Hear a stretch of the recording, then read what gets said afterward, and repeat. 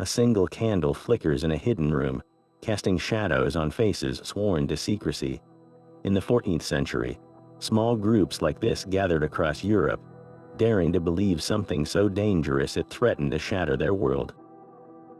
They were the Brethren of the Free Spirit, one of history's most radical and mysterious spiritual movements, medieval rebels who claimed a person could become God. By the end of this journey, you will uncover their secret history, a story the Church desperately tried to erase from existence. How did ordinary people come to believe they were divine, and what terrifying price did they pay for that belief? What does it truly mean to be free? A world of towering cathedrals and desperate poverty was their stage. The 13th and 14th centuries in Europe were a crucible of profound contradiction, a time when faith was absolute, yet the ground beneath everyone's feet felt terrifyingly unstable. The Catholic Church was the ultimate authority, a spiritual and political force woven into the fabric of every life, from the king in his castle to the peasant in the field. Its doctrine offered a clear path to salvation, but it was a path defined by obedience, ritual, and the fear of eternal damnation. For many, this rigid structure provided comfort and order. But for others, it felt like a cage. Then came the hammer blows.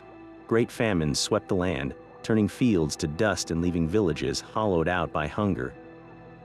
The climate itself seemed to turn against humanity, with bitterly cold winters and failed harvests becoming a grim norm. And then, the greatest horror of all arrived. The Black Death descended, a pestilence so swift and merciless it wiped out entire families, sometimes entire towns, in a matter of weeks. The world became a charnel house. Priests died alongside their flocks, the rituals of the Church offering no protection. The social order, seemingly ordained by God, shattered in the face of indiscriminate death. In this atmosphere of overwhelming fear and loss, the official answers began to ring hollow. If God was good and all-powerful, why had he allowed such suffering? If the Church was his true representative on earth, why had it failed to protect the faithful? This crisis of belief created a spiritual vacuum, a desperate hunger for new answers and more immediate forms of grace.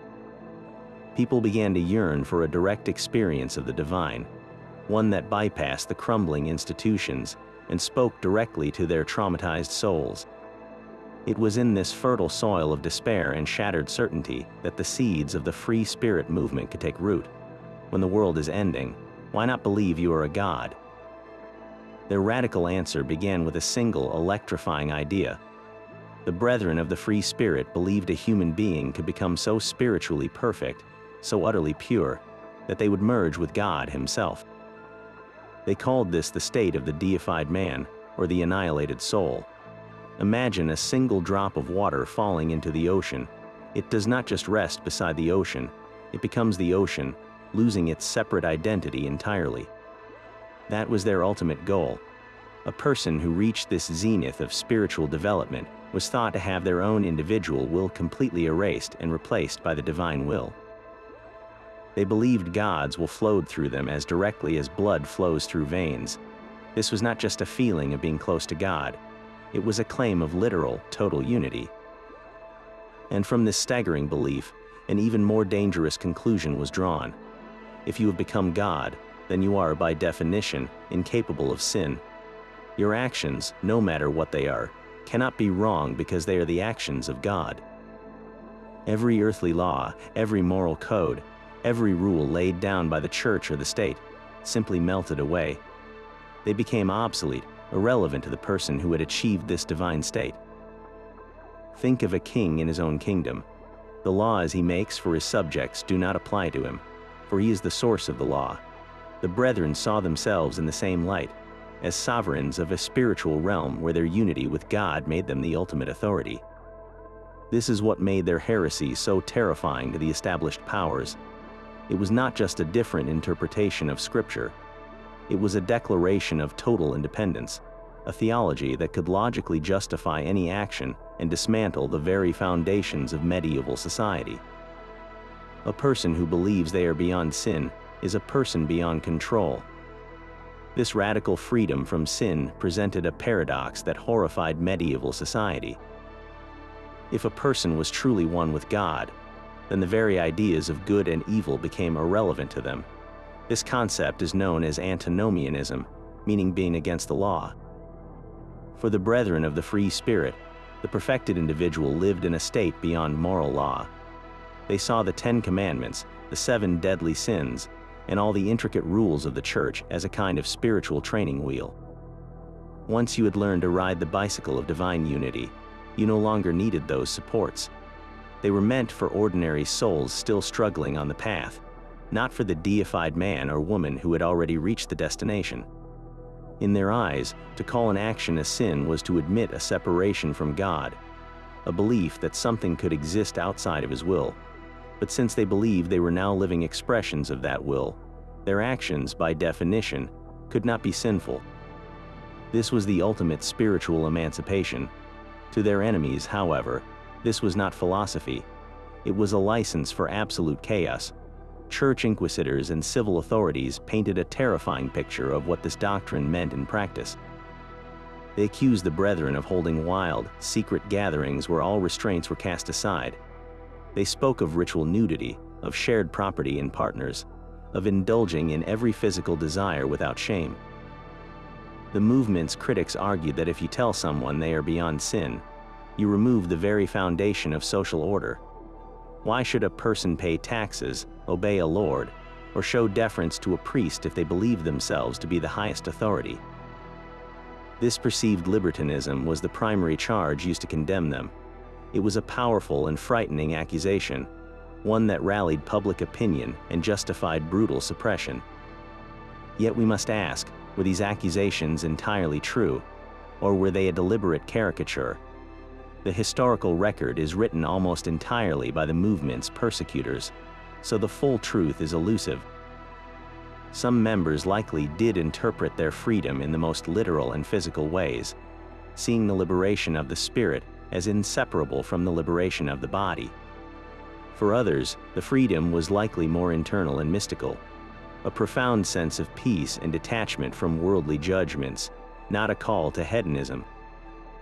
The core of their belief was not about seeking pleasure, but about transcending the duality that separates pleasure from pain, good from evil. They sought a state of grace so complete that the categories of conventional morality simply dissolved. But in a world built on those very categories, such a belief was not just heresy. It was a declaration of war on reality itself. Yet this revolutionary idea did not emerge from a vacuum. Its roots tapped deep into a powerful underground river of Christian mysticism, a tradition that sought direct, unmediated union with the divine. To understand the brethren, we must meet their spiritual ancestors, 2 figures whose brilliance and bravery paved the way. First, consider the German theologian Meister Eckhart. A respected Dominican friar in the early 14th century, Eckhart preached a subtle but explosive concept. He spoke of a distinction between God, as we typically understand Him, and something even more fundamental, which he called the Godhead. The Godhead was the formless, silent, ultimate ground of all being, beyond all names and attributes. Eckhart taught that the soul's highest goal was to break through into this Godhead, to become one with it in a blessed union where the individual self was utterly lost. He used a beautiful and dangerous analogy. He said, "The eye with which I see God is the same eye with which God sees me." This was not a claim of personal divinity in the way the brethren would later express, but it laid the essential philosophical groundwork. It suggested that at the highest level of spiritual experience, the line between the creature and the Creator was not just blurred, it was erased. But where Eckhart's ideas were complex and scholarly, another mystic delivered the same message with devastating poetic clarity. Her name was Marguerite Porete, a Beguine, which was a type of lay religious woman living in voluntary poverty. Marguerite wrote a stunning book called The Mirror of Simple Souls. In it, she described a soul so annihilated in love for God that it no longer had a will of its own. This soul, she wrote, was set free from the demands of virtue and vice, not because it was lawless, but because it was perfectly aligned with divine love. It had no need for the rituals and rules of the church, for it lived in a state of constant, direct communion. The church authorities were horrified. They saw her book as a direct attack on the sacraments and the need for clerical intercession. They ordered her to stop circulating her work. Marguerite refused. She defiantly sent her book to a bishop, an act of incredible courage or perhaps profound faith. For this, she was arrested, tried for heresy, and in the year 1310, publicly burned at the stake in Paris. Her death was a seismic event. In her refusal to recant, and in the powerful, beautiful words of her book, which continue to be copied and read in secret, Marguerite Porete became more than a heretic. She became a martyr. Her mirror of simple souls became a foundational text, a sacred flame passed hand to hand in the shadows, its core message of spiritual annihilation and divine unity igniting the hearts of those who would later be called the Brethren of the Free Spirit.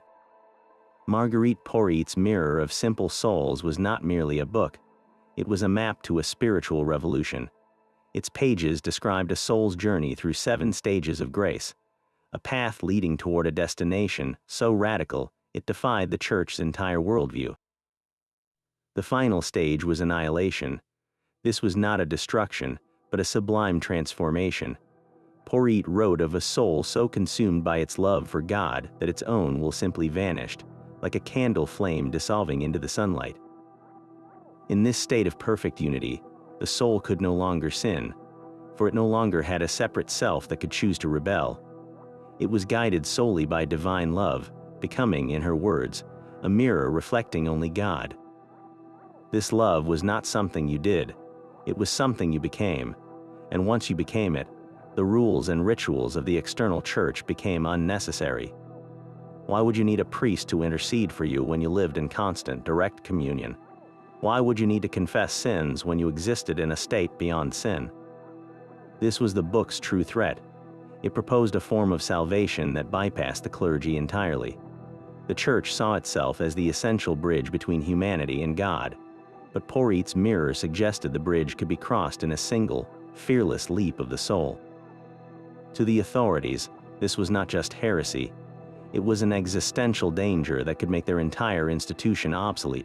To control this threat, they ordered all copies of the book burned and forbade Porete from ever speaking of its ideas again.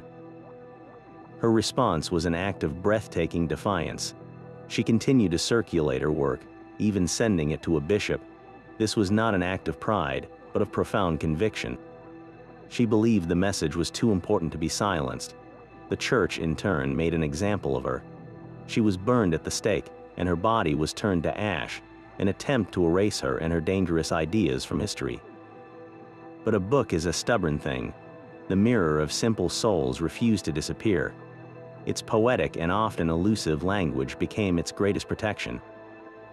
Written as a dialogue between characters like love, reason, and the soul, its meaning was layered. To a casual reader, it might seem like a beautiful, if complex, meditation. But to those already seeking a more direct path to God, its radical message was perfectly clear. The book was copied by hand and passed secretly from one seeker to another, often without the author's name attached, becoming a kind of spiritual contraband. It traveled from France into the Low Countries and Germany, its words whispering from the pages to the very people who would become the heart of the Free Spirit movement. They recognized in Marguerite Porete's mirror their own reflection, a soul set free, and they understood that the fire that consumed her body had only succeeded in lighting a torch that would now be carried forward in secret. This lack of a central leader or a single holy city was the movement's greatest strength. The Brethren of the Free Spirit did not build cathedrals or appoint popes. Instead, they formed a spiritual network, a web of independent cells scattered across Europe. Imagine a field of dandelions after the wind is blown. Each tiny seed carries the potential for a new flower, landing far from the original plant, taking root in isolated patches.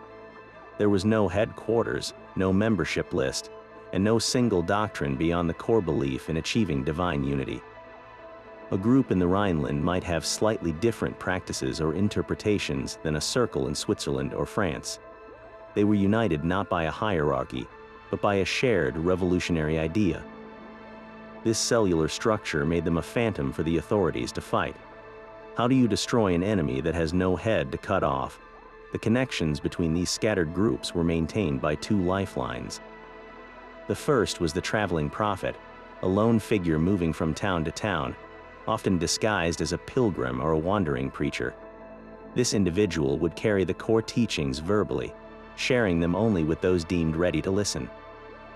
They were the living messengers, the human threads stitching the network together. A chance meeting in a market square, a whispered conversation in a tavern, or a sermon delivered in a secluded forest clearing could be enough to spark a new cell into existence. The second lifeline was the secretly passed manuscript. Hand-copied texts, like Marguerite Porete's Mirror of Simple Souls, were their most precious cargo. These writings were dangerous to possess, so they were often transcribed without the author's name, their origins deliberately obscured. They were passed from one trusted hand to another, sometimes hidden within the bindings of more orthodox books. A single volume could travel for decades, its radical words inspiring seekers in one city after another. For the Inquisition, this was a nightmare. Finding one cell and crushing it did nothing to stop the spread of the heresy. The ideas had already traveled down the road, carried in the mind of a wandering mystic or tucked into the satchel of a merchant. You could burn the people, and you could burn the books, but you could not burn the message itself. It was a virus of thought, and its decentralized nature made it almost impossible to contain. Within the bustling cities of medieval Europe, a new kind of religious life was taking root, one that operated in the ambiguous spaces between the cloister and the world. These were the Beguines and the Beghards. The Beguines were communities of women who sought a life of prayer and service, but refused to take permanent vows or retreat behind convent walls. They lived together in small houses called beguinages, supporting themselves through weaving, nursing, or teaching. They wore simple, modest clothing, appearing to be the picture of humble piety. Similarly, the Beghards were their male counterparts, often itinerant laborers or craftsmen who also lived in communal poverty, dedicated to a spiritual life outside the formal control of monastic orders. To the casual observer, they were simply devout laypeople, perhaps a bit eccentric, but ultimately harmless. This was their genius and their perfect camouflage. Because within these fluid, self-directed communities, the radical ideas of the free spirit could circulate unnoticed. A Beguine house was not a sealed fortress. Its members moved through the city every day, interacting with people from all walks of life. A traveling Beghard, seeking alms or work, could carry whispered doctrines from one town to the next under the guise of a pilgrim's journey. Their very existence was a quiet rebellion against the rigid structures of the church, proving that a profound spiritual life could be organized from the bottom up, without the permission of a bishop. This made them a fertile recruiting ground. A woman who had already chosen to defy societal expectations by not marrying or joining a formal order might be more open to a theology that defied God himself. A man who had already rejected the pursuit of wealth and status might be ready to hear that true freedom meant rejecting all earthly law.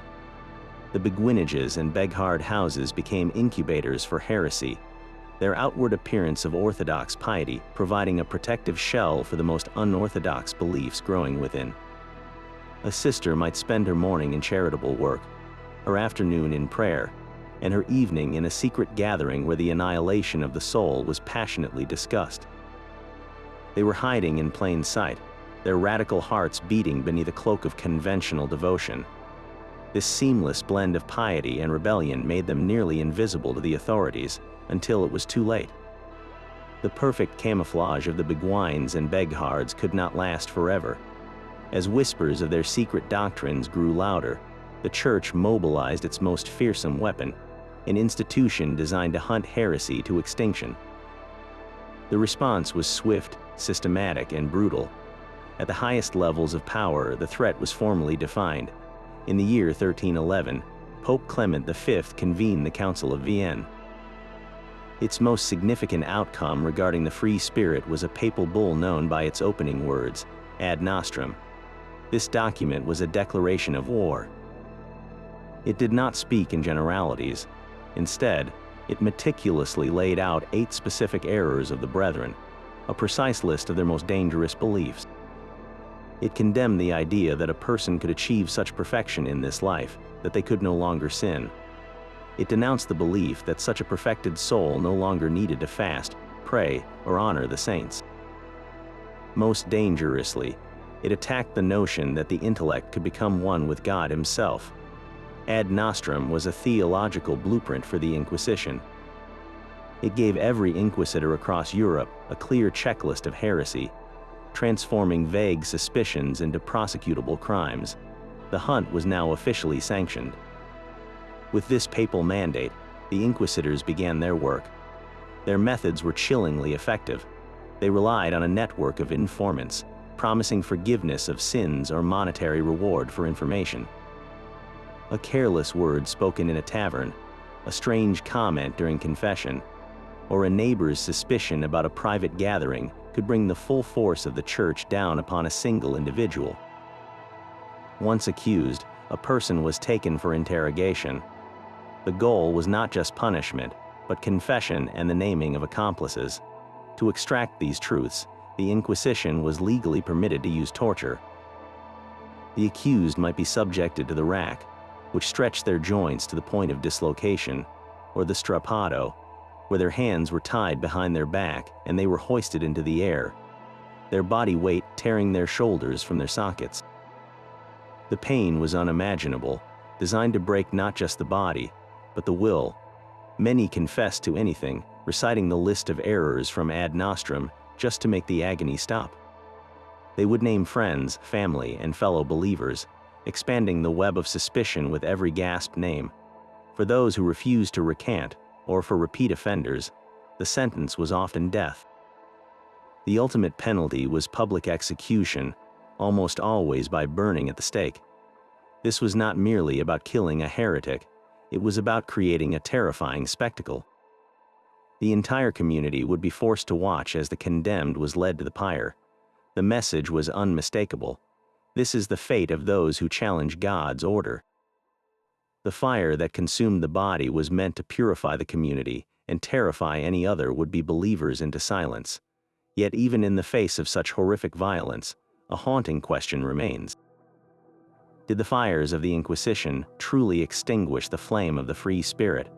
Or did they simply force it to burn even deeper in the shadows? The words of the condemned still whisper from the pages of old parchment. Inquisition records and trial transcripts, preserved by the very church that sought to erase these heretics, offer us a chilling and intimate window into the minds of the brethren. These are not the polished words of theologians, but the raw, pressured speech of ordinary people facing torture and death. One man, a beghard named Walter, confessed under interrogation that he believed he was so united with God that he was incapable of sin. He said he had reached a state where he no longer needed to pray, for his own will had become God's will. To the inquisitors, this was a textbook admission of guilt, a perfect match for the errors listed in Ad Nostrum. But in Walter's own telling, it was not a boast, but a statement of profound, hard-won spiritual peace, a peace they were now determined to shatter with iron and rope.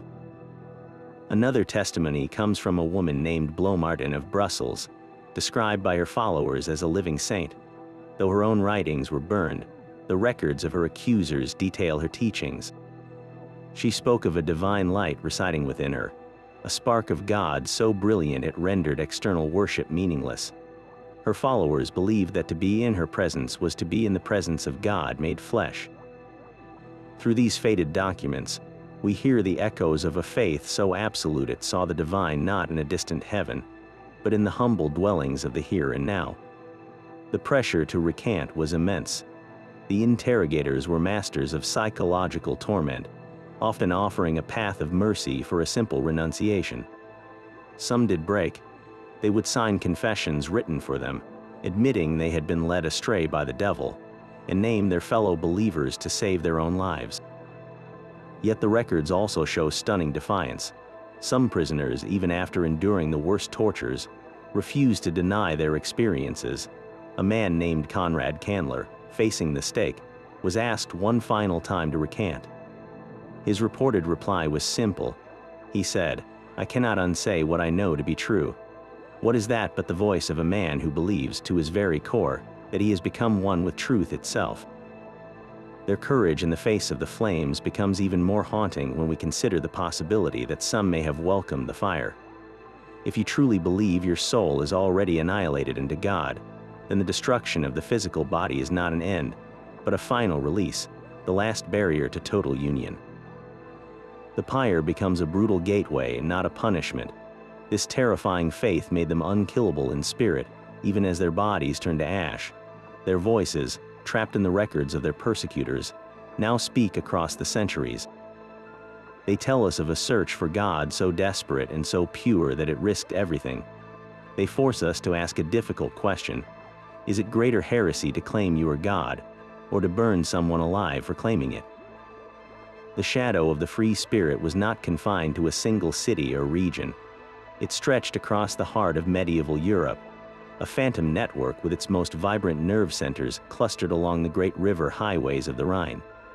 In cities like Cologne, Strasbourg, and Mainz, the air itself seemed to crackle with new ideas.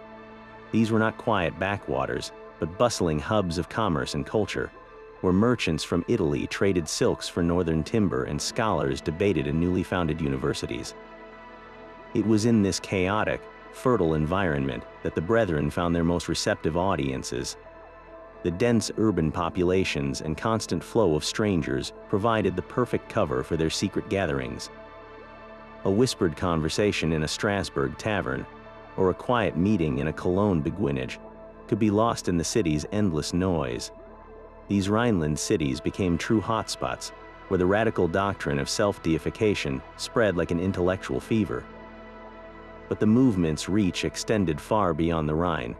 Scattered communities emerged in the Swiss cantons, where isolated valleys could hide unorthodox beliefs for generations. They took root in northern France, in the very shadow of the Parisian authorities who had burned Marguerite Porete. They flourished among the weaving towns of the Low Countries, where a growing class of urban workers, less tied to the feudal land, were asking new questions about authority and the soul. This was a truly European phenomenon, a heresy without borders. So how did such a dangerous and secretive message travel so far and so fast? The answer lies in the very arteries of medieval civilization, the trade routes. Think of a merchant's cart, laden with wool and wine, rumbling down a dusty road. Hidden within that cart, perhaps tucked inside a bolt of cloth or nestled among personal effects, could be a hand-copied manuscript of the Mirror of Simple Souls. The merchant might not even be a believer, just a paid courier, or perhaps a sympathetic soul who carried the words as a favor. Pilgrims, sworn to poverty and traveling to distant shrines, were another perfect conduit. Their humble appearance and sacred purpose allowed them to move freely across kingdoms, unmolested by lords and soldiers. They could carry the verbal teachings from one isolated group to another, a living chain of heresy stretching from the Alps to the North Sea. Even the wandering scholars and disgraced priests who roamed the countryside became unwitting messengers, their theological debates spreading fragments of radical ideas that would later coalesce in the minds of eager listeners. The very interconnectedness that made Europe wealthy also made it vulnerable to an idea whose time had come. The same roads that carried salt and silver also carried the most dangerous cargo of all, a belief that could topple empires. Their enemies painted them as monsters of the flesh. The official records speak of secret rites where all clothing was cast aside, not in humility, but in defiant celebration of the body. They were accused of holding that if the spirit is free, the body must be too, leading to the sharing of partners and the indulgence of every appetite without shame. To the medieval mind, this was the ultimate horror, a complete inversion of the natural and divine order. The label spiritual libertine was a powerful weapon. It transformed a complex spiritual seeker into a public menace, a creature of chaos who threatened the very fabric of community. This image justified everything that followed: the arrests, the tortures, the public burnings. How could you show mercy to someone who rejected morality itself? But we must listen to the echoes behind the official story. Modern historians point to a chilling pattern in the trial documents. The confessions describing these wild, orgiastic gatherings are strikingly similar, often using the same phrases and detailing the same specific acts. This uniformity suggests they were not spontaneous accounts of real events, but rather formulas dictated by the inquisitors. The accused, broken by torture and terror, were often repeating a pre-written script of heresy, one designed to be as shocking and damning as possible. It was a self-fulfilling prophecy. The Church defined the brethren by a list of errors, and then forced the accused to confess to those exact errors. The charge of libertinism served a crucial political purpose. It was far easier to rally public support for burning a supposed deviant and orgiast than it was to execute a humble beguine who spoke of a quiet, inner union with God. By focusing on the most sensational and socially destructive interpretations of their beliefs, the authorities could dismiss the entire movement as a front for criminal depravity, thereby avoiding a genuine theological debate they might not win. The truth of what actually happened in those hidden meetings likely lies somewhere in the murky middle. It is possible that some small, radical factions did interpret their freedom in a literal, physical way, seeing the rejection of societal shame as a necessary part of spiritual liberation. But for the vast majority, the freedom they sought was likely an internal, mystical state. Their liberation was from the fear of sin, not a license to commit it. They sought to transcend the duality of desire and restraint, not to drown in desire. The real heresy was not libertinism, but independence, a claim to spiritual authority that bypassed the Church entirely. That was the true sin, and the charge of orgies was simply the most effective way to make the world agree. So were they dangerous libertines or slandered mystics? The answer changes everything about how we remember their struggle and their silence. Yet even within this radical movement, there existed a fringe so extreme they seemed to confirm the Church's worst nightmares. They were the Adamites, a name that evokes the very dawn of creation. According to the terrified accounts of inquisitors, these individuals took the doctrine of spiritual freedom to its most literal and shocking conclusion. They were said to gather in secret, often in cellars or remote forests, and in their most sacred rituals, they would remove all of their clothing. This was not for any sensual purpose, they claimed, but as a profound symbolic act. They believed they were recreating the state of Adam and Eve in the Garden of Eden, a time before shame, before sin, before the knowledge of good and evil had fractured human consciousness. By casting off their garments, they were casting off the entire fallen world. They sought to become living symbols of innocence regained, their naked bodies a testament to their belief that they had spiritually returned to a time before the serpent's lie. For them, the cloth that covered the body was a constant reminder of the sin that they believed no longer applied to them. To be naked was to be truly free, unburdened by the artificial constructs of a society they considered corrupt and obsolete. It was the ultimate rejection of the world as it was, and a declaration that they had found a way back to the world as it was meant to be. Of course, the authorities saw none of this spiritual symbolism. To the inquisitors, a gathering of naked men and women could only be an orgy, a blasphemous parody of worship and a sure sign of demonic influence. The official records gleefully detail these alleged rites, painting the Adamites as the most depraved of all heretics. But we must approach these reports with a historian's caution. The descriptions are often suspiciously formulaic, echoing ancient accusations leveled against other persecuted groups. It is highly likely that the reality was far more nuanced and far less sensational. The core Adamite practice was almost certainly one of powerful, ascetic symbolism, not libertine indulgence. Imagine the mindset required, in the dead of a medieval winter, to stand unclothed in a cold, dark room was an act of intense discipline and faith, not comfort or pleasure.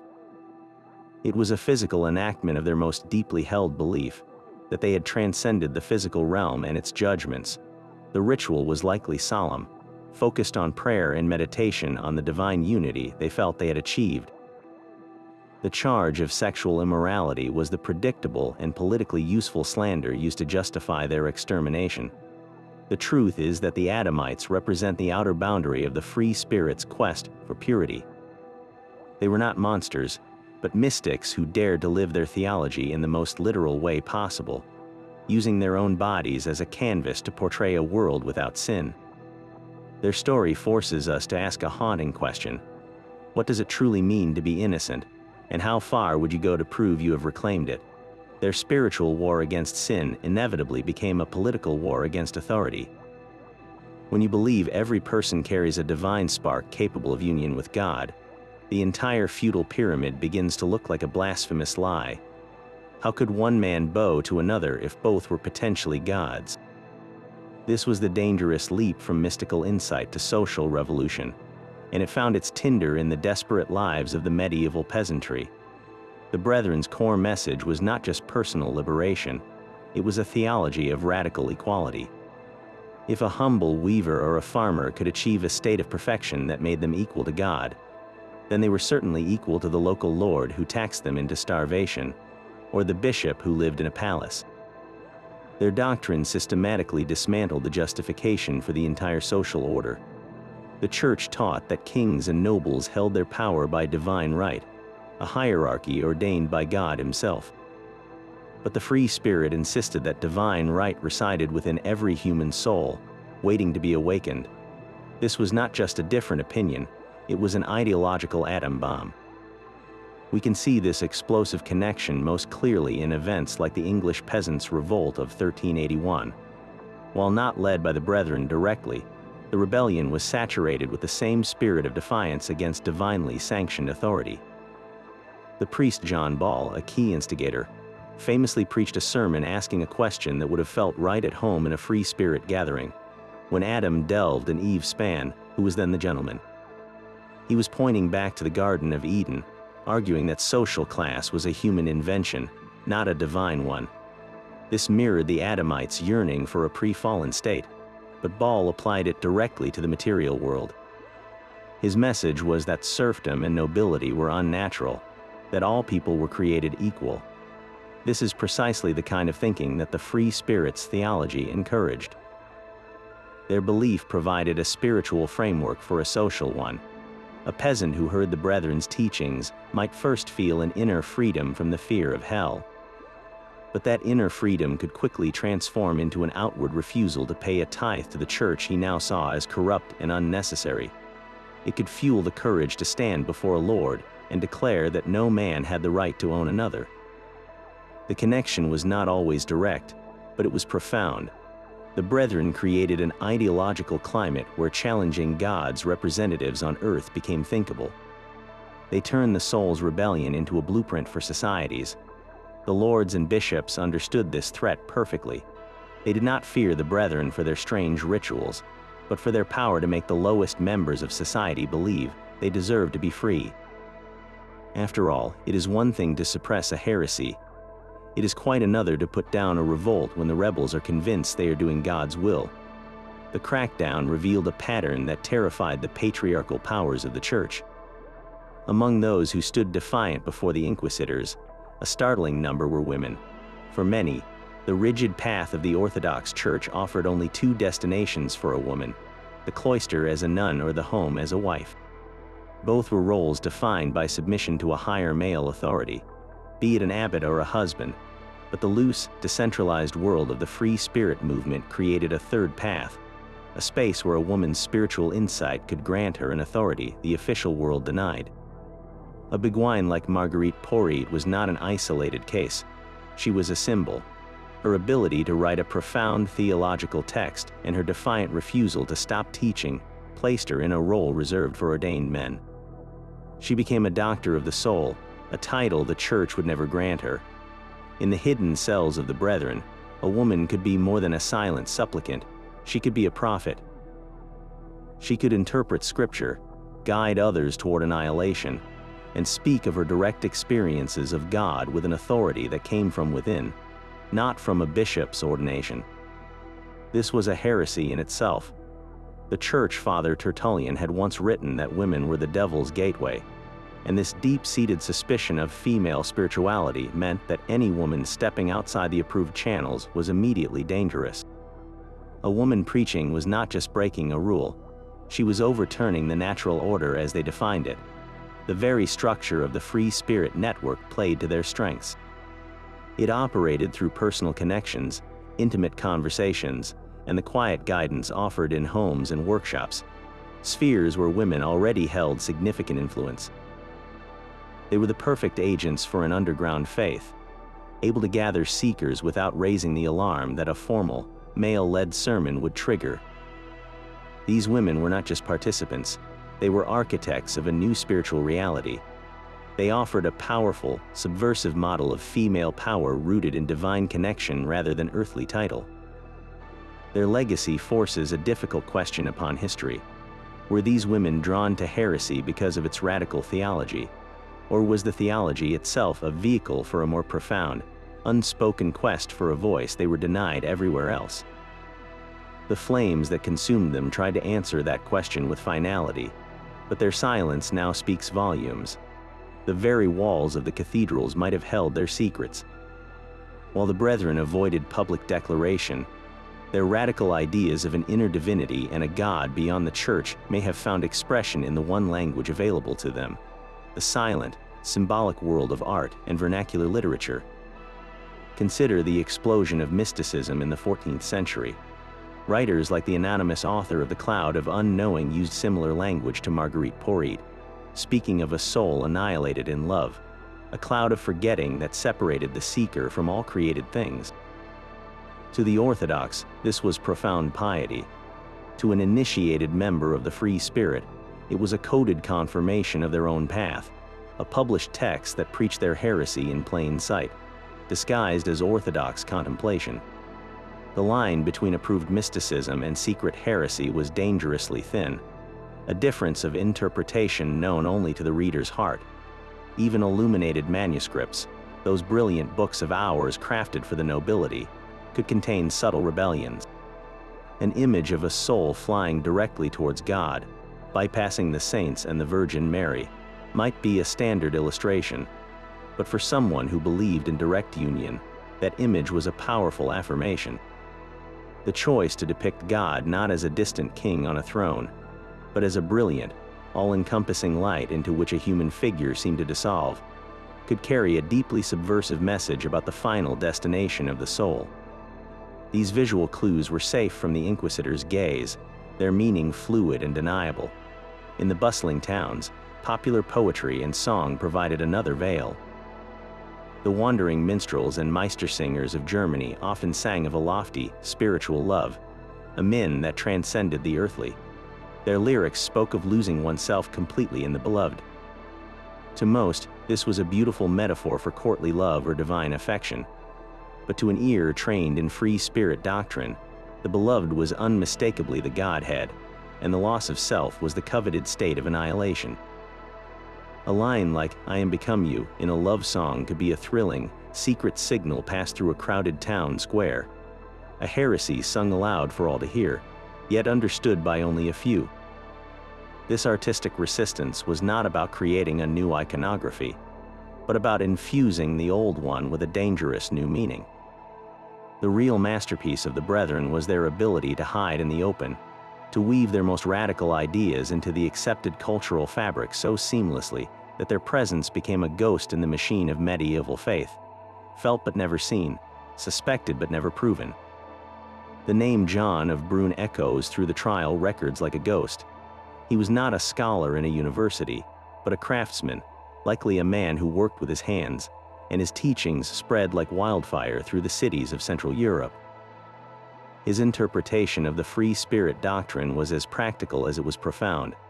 John taught that once a soul achieved union with God, it was freed not only from sin, but from the very need for traditional prayer.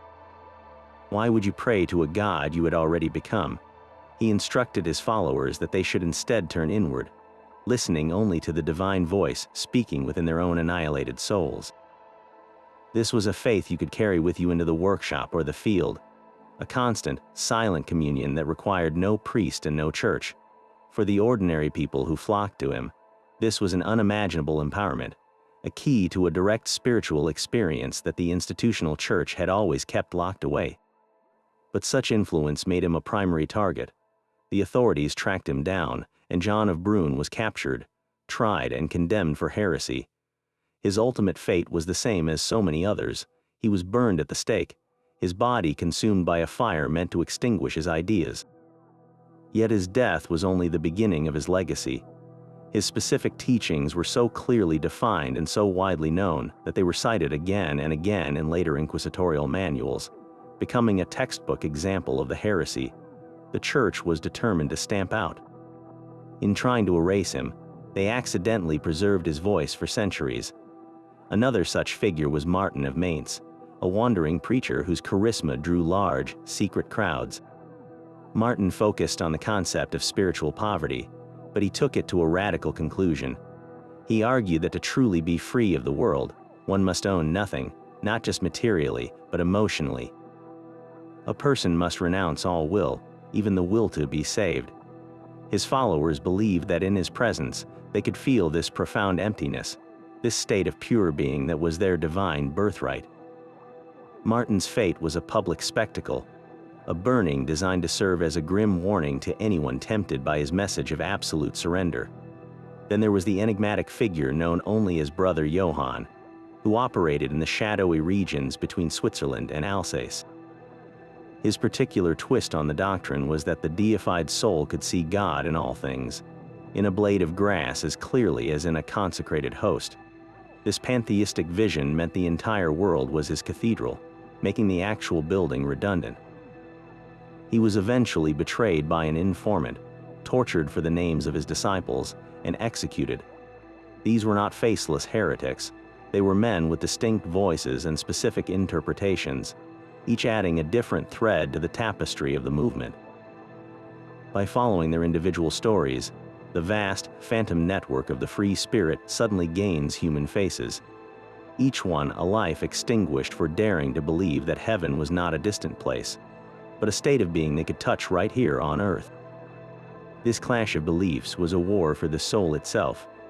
On one side stood the towering intellectual fortress of scholasticism, a system of thought perfected by theologians like Thomas Aquinas. His method was one of rigorous logic and intricate argument, building a vast, orderly cathedral of the mind to understand God.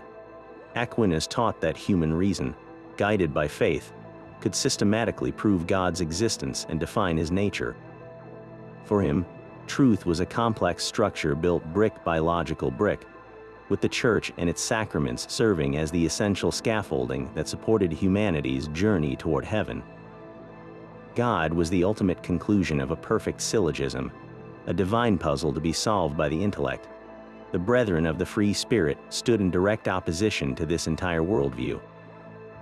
They were not interested in building cathedrals of logic. They sought to burn the blueprint and experience the fire directly. Their path was not one of reason, but of revelation, not of careful study, but of sudden, overwhelming experience. Where Aquinas used his mind to know about God, the brethren sought to use their entire being to become God. This was the heart of the conflict. The Church, through scholasticism, positioned itself as the indispensable mediator. It held the keys to the scriptures, it administered the sacraments that conveyed grace, and its priesthood was the necessary conduit between a flawed humanity and a perfect deity. You could not have salvation without the Church's guidance and its sacred rituals. The brethren rendered this entire system obsolete. If a simple craftsman or a beguine could achieve total union with the divine through an inner, unmediated experience, then what need was there for priests? What need was there for confession, for the Eucharist, for the entire towering hierarchy of the Church? Their claim of direct access was not a minor disagreement. It was an existential threat to the institution's very reason for being. Think of it as the difference between reading a detailed, scientific manual about the sun and actually standing in its light, feeling its warmth on your skin until you are physically transformed by it. Scholasticism wrote the manual, the free spirit became the light.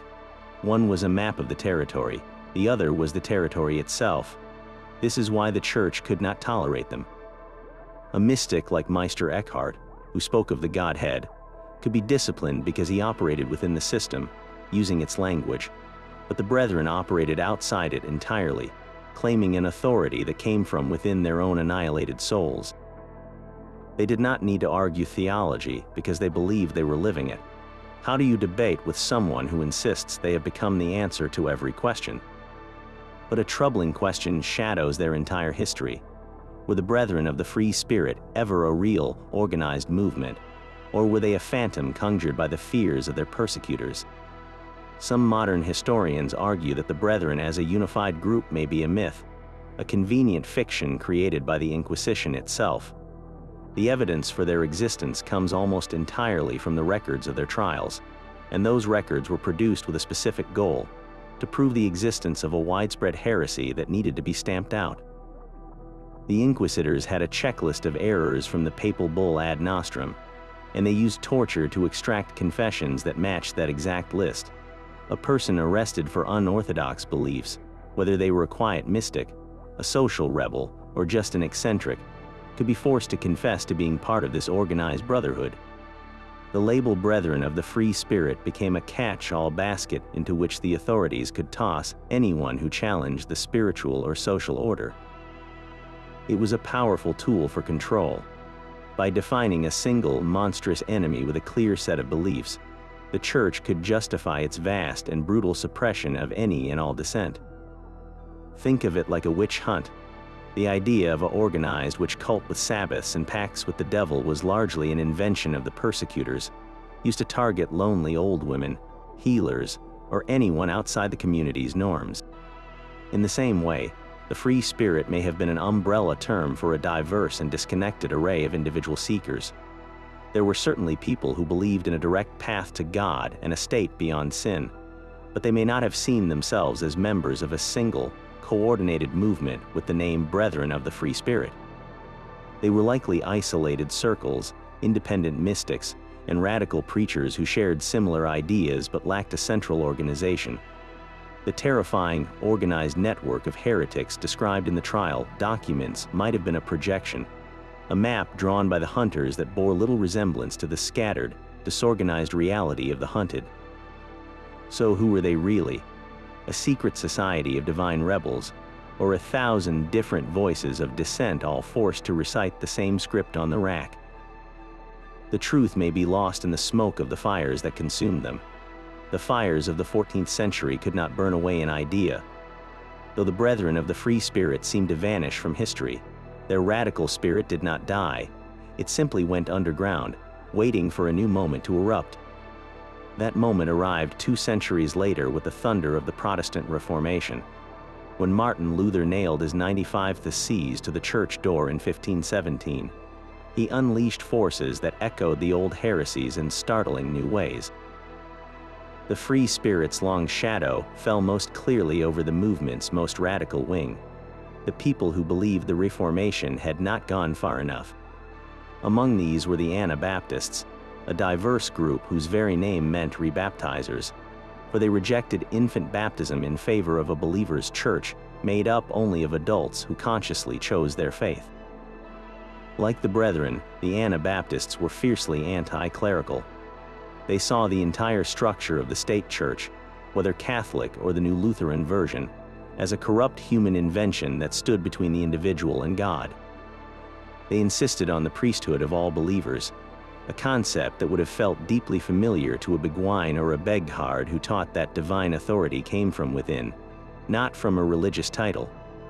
This emphasis on individual conscience was a direct inheritance from the Free Spirits. The Anabaptists took that inner voice and built a community around it, creating churches that operated outside the control of any prince or prelate. They faced the same brutal persecution for this, hunted down and executed by both Catholics and mainstream Protestants, who saw their rejection of state religion as a threat to public order. The most dramatic echo, however, came in the form of millenarian fervor. The Free Spirit had always carried an undercurrent of apocalyptic expectation, a belief that their spiritual freedom heralded a new age. This exploded in the 16th century. In the German city of Münster, a radical Anabaptist faction took control, declaring it the New Jerusalem. They expelled the non-godly, abolished private property, and prepared for the imminent return of Christ. Their actions, though extreme, were fueled by the same conviction that had animated the medieval heretics. that a perfect, divine society could be established on earth by those who had been spiritually reborn. The siege and fall of Münster was a tragedy that horrified Europe, but its roots reached back to the secret meetings of the free spirit.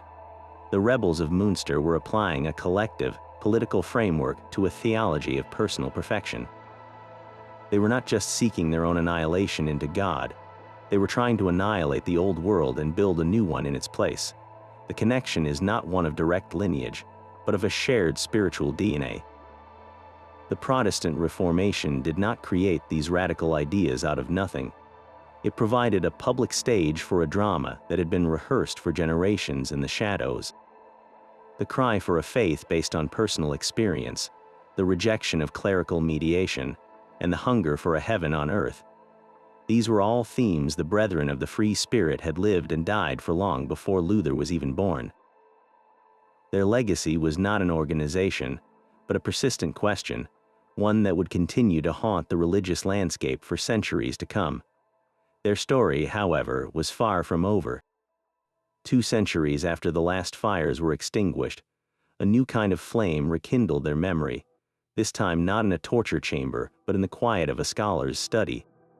The 19th century, with its revolutions and its romantic yearnings for the past, looked back into the medieval darkness and saw in the brethren not monsters, but misunderstood heroes.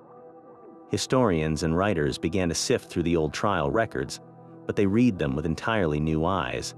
They were no longer interested in proving heresy. They were searching for the roots of modern freedom. To these romantic thinkers, the brethren of the free spirit were not dangerous heretics. They were proto-revolutionaries, spiritual ancestors to the American and French revolutionaries who had challenged the divine right of kings.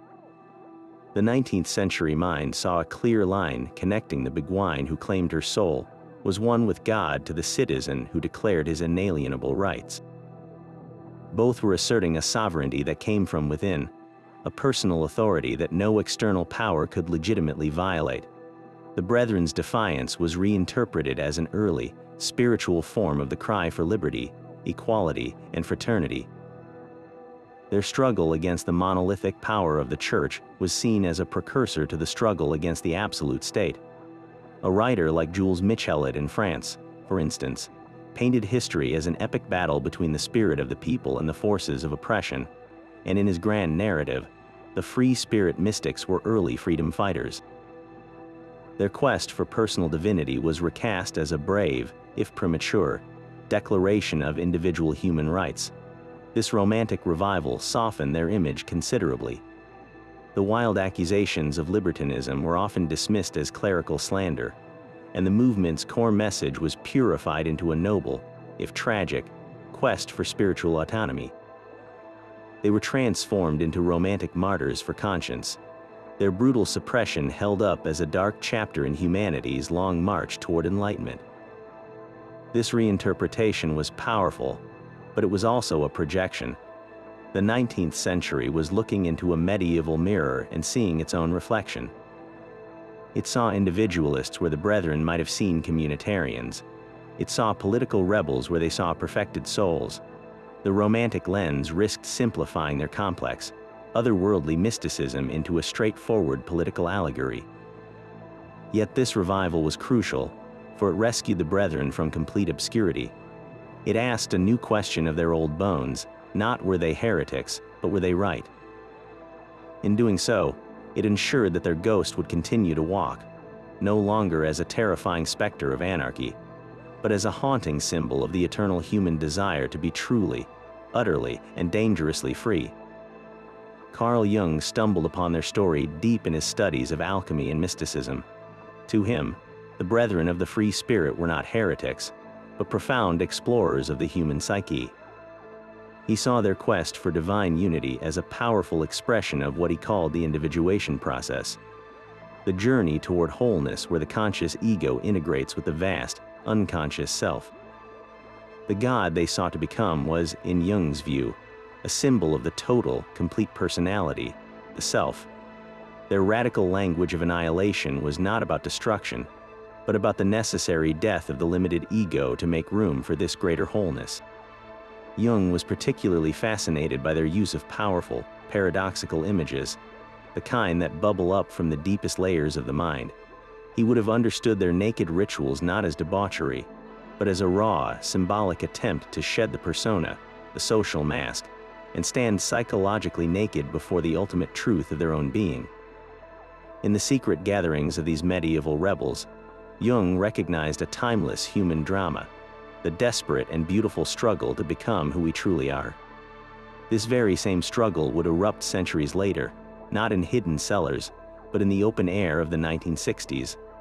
The counterculture saw in the Brethren a startling mirror of their own rebellion. Here were fellow travelers who had also rejected a rigid, established system, who had also proclaimed that personal experience was more valid than institutional dogma. The hippie cry of turn on, tune in, drop out was a modern, chemical-assisted version of the free spirit's inward turn, their search for a higher consciousness that made the ordinary world seem obsolete. Just as the Brethren declared themselves beyond sin, the counterculture sought to smash sexual taboos and traditional morals, arguing for a new freedom of the body and spirit. The medieval heretic and the 1960s activist were both convinced that a new age was dawning, a paradise to be built on the ruins of the old, corrupt world. The communes that sprang up across America and Europe, with their shared property and ideal of free love, eerily echoed the very communities the inquisitors had accused the Brethren of fostering. It was the same revolutionary spirit, now dressed in tie-dye and denim instead of humble robes, amplified by electric guitars and the widespread use of psychedelics that promised a shortcut to that same annihilating unity the mystics had spent years pursuing through prayer and discipline. The connection was not a direct lineage, but a resonance across time, a shared heartbeat of rebellion against any authority that tried to tell an individual how to connect with the infinite. The fire that once burned bodies now fueled a cultural revolution, proving that the desire to be free, utterly and completely, is a flame that never truly goes out. Their story forces us to confront the very nature of freedom itself. Was their quest the ultimate expression of human liberty, or a dangerous slide into a world without any boundaries at all? The Brethren pushed a philosophical idea to its absolute limit, asking if true freedom means liberation from all external constraints, even those of morality. They argued that to be completely free, one must transcend the very categories of good and evil. This is a terrifying and intoxicating proposition. It raises a question that echoes far beyond the 14th century. Can a person be truly free if they are still bound by a moral code, even a divinely inspired one? Their answer was a resounding no. For them, perfect freedom was a state of being where the inner divine will acted so perfectly that concepts like sin and virtue became irrelevant. This is the extreme edge of individualism, where the sovereign self becomes the only law. Yet this radical self-sovereignty carries a profound risk. If everyone is a law unto themselves, what holds a community together? The Brethren's path was ultimately a solitary one, focused on the individual's ascent to God. It left little room for the messy, complicated work of building a shared society based on mutual obligation and agreed upon rules. Their freedom was a freedom from, not a freedom with others. This tension between the individual's inner truth and the community's need for order is a conflict we have never resolved. We see it in modern debates about personal rights versus public safety, or in the clash between absolute free speech and the need for civil discourse.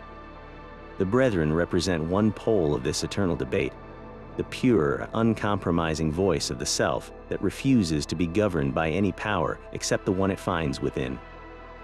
Their mysticism also challenges our understanding of ethics.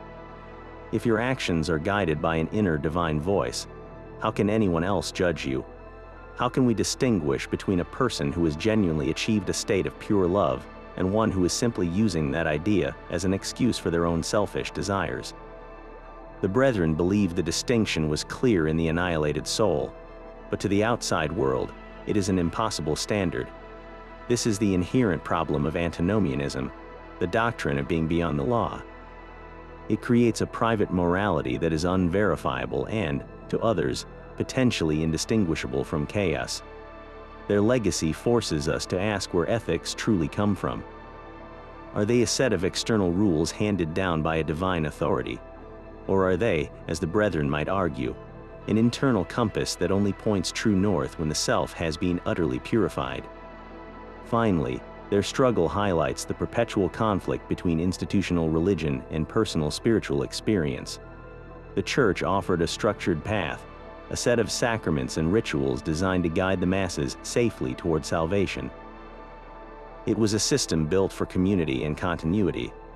The Brethren sought a direct, unmediated encounter with the divine, a path that was inherently personal, unpredictable, and impossible to control. This is not a conflict that ended in the Middle Ages. It is alive today in every person who finds more spiritual truth in a quiet walk in the woods than in a formal service, in every seeker who feels that the divine speaks to them directly through their own heart, rather than through a prescribed text. The Brethren were the medieval embodiment of this yearning, the dangerous and beautiful belief that the ultimate authority on God is the soul that has become one with Him. In the end, their most enduring legacy is not a set of answers, but a series of profound and unsettling questions about who we are and how free we dare to be. History will always be written by the victors, and for the Brethren of the free spirit, this means their true story is a collection of shadows and silences. We are left with a haunting list of questions that the fires of the Inquisition could not answer. How many thousands truly shared these beliefs across the villages and cities of medieval Europe? The trial records only capture those who were caught, a terrifying sample of a population we can no longer measure. What profound insights or personal testimonies were forever lost when a mystic, their tongues silenced by flame, took their final, unrecorded experiences to the grave? The most intimate secrets of their spiritual lives died with them at the stake, leaving us with only the cold, formal accusations of their persecutors. Yet the possibility of discovery still flickers. Could there be a forgotten manuscript, hidden for centuries in the sealed archive of a monastery or tucked inside the binding of a more orthodox book, waiting to tell their story in their own words? Their teachings were often delivered through coded language and poetic allegory. Did they leave behind other, subtler clues in art, architecture, or folk tales, messages so cleverly disguised that we have been looking right at them without understanding what we see? This shadowy chapter of spiritual history is not necessarily closed. Every so often, a historian sifting through a private collection or a restorer working on an old church mural might stumble upon a new piece of the puzzle. The search for their authentic voice continues, a quiet quest to hear the whispers of the past over the roaring silence left by their suppression. Their journey ends as it began, in whispers and fire. From the soaring mysticism of Meister Eckhart to the defiant pen of Marguerite Porete, the Brethren of the free spirit dared to believe the human soul could merge with the divine. They built no cathedrals, only a phantom network of secret cells. Their radical message of spiritual annihilation carried by wandering prophets and forbidden manuscripts. They promised a freedom so absolute it transcended sin itself, a doctrine that threatened to dismantle the very foundations of church and state. For this, they were hunted with papal decrees, broken on the rack, and consumed by public flames, their voices nearly erased from history. The story of the Brethren is the eternal story of a dangerous and beautiful dream, the quest for a liberation so complete it acknowledges no master, human or divine.